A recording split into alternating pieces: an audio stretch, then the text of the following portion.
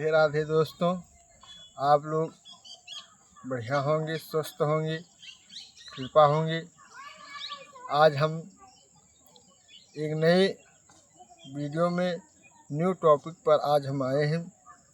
आज हम बताते हैं कि छठ पूजा क्यों क्यों मनाई जाती है, कैसे मनाई जाती है, छठ पूजा कैसे की जाती है और सूर्य भगवान किन किन चीज़ों का भोग लगता है। आइए हम यहाँ पर सब कुछ जानते हैं। छठ पूजा की शुरुआत 25 अक्टूबर से हो चुकी है और 28 अक्टूबर तक यह 4 दिवसीय पूजा मनाई जाएगी। और इस दौरान पूजा की विधि क्या रहेगी, किन मंत्रों का जाप होगा, किस विधि से करना चाहिए, आप लोगों को हम बता रहे हैं। और सूर्य भगवान को अर्घ्य देने का शुभ समय कब रहेगा, कब जानते हैं। आइए विस्तार से। छठ पूजा के दौरान छठ माता का और सूर्य देव की पूजा की जाती है। भक्ति, संयम और पवित्रता का यह महापर्व है और इसके मुख्य अंग हैं। और 2025 में छठ पूजा का पर्व 25 अक्टूबर से शुरू हुआ है और 28 अक्टूबर तक यह पर्व मनाया जाएगा। यह 4 दिवसीय छठ पर्व है। इस दौरान भक्तों के लिए शुभ मुहूर्त कब रहेगा, इन सवालों को जवाब आपको हम धर्म पूर्वक और शास्त्र प्रमाणित करके बताएंगे। शास्त्र में क्या लिखा है, किस तरीके से करना चाहिए, वह आज हम आपके सामने लेकर आए हैं। उन सवालों को आप लोग हमारी इस वीडियो को पूरा देखें। पूरा वीडियो देखेंगे तभी आप लोगों को यह समझ में आएगा कैसे क्या करना चाहिए। इस साथ ही हम आपको बताएंगे कि इस पर्व के दौरान किन किन मंत्रों का जाप करना चाहिए और किन का भोग लगाना चाहिए और कैसे पूजा अर्पित करनी चाहिए। छठ पूजा की विधि क्या है।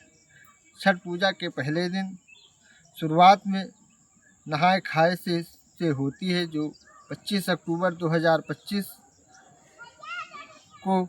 इस दिन घर की साफ सफाई की जाती है। व्रत लेने वाले पवित्र नदियों जैसे गंगा, यमुना, सरस्वती, सरयू आदि नदियों में स्नान करके करते हैं। मिट्टी के चूल्हे में इस दिन भोजन बनाया जाता है और कद्दू और सब्जी चने की दाल के प्रसाद के रूप में खाई जाती है। दूसरे दिन छठ पूजा के दूसरे दिन बेहद ही अहम माना जाता है। इस दिन व्रत लेने वाले लोग आत्मिक और शारीरिक रूप से खुद को शुद्ध करते हैं और इस पूरे दिन भर व्रत रखकर व्रत के शाम के समय छठ माता और सूर्य देव की पूजा की जाती है और इसके बाद मिट्टी के बर्तन में बने प्रसाद को ग्रहण करना चाहिए। इस दिन प्रसाद के रूप में गुड़ या दूध की खीर से बनाई जाती है। साथ ही इस दिन रोटी, पूड़ी और केला भी व्रत के प्रसाद के रूप में ग्रहण कर सकते हैं। प्रसाद खाने के बाद 36 घंटों तक निर्जला व्रत शुरू हो जाता है। और तीसरे दिन छठ पूजा के तीसरे दिन अस्तगामी सूर्य के अस्त और सूर्य को शाम के समय अर्घ्य दिया जाता है। इस दिन दौरान सूर्य और छठ माता के मंत्रों का जाप किया जाता है। चौथे दिन छठ पूजा के आखिरी दिन यानी चौथे दिन सूर्य उदय होते ही सूर्य को अर्घ्य दिया जाता है। इसके बाद प्रसाद ग्रहण करके छठ व्रत का पालन करते हैं और इस व्रत को प्रसाद को सभी लोगों में बांटते हैं और प्रसाद को बांटने के बाद में सूर्य भगवान को अर्घ्य देते हैं। आइए हम जानते हैं शास्त्र प्रमाणित सूर्य भगवान का अर्घ्य कब दिया जाता है, किस तरीके से। जैसे कि आप लोगों को पता है कि 27 अक्टूबर को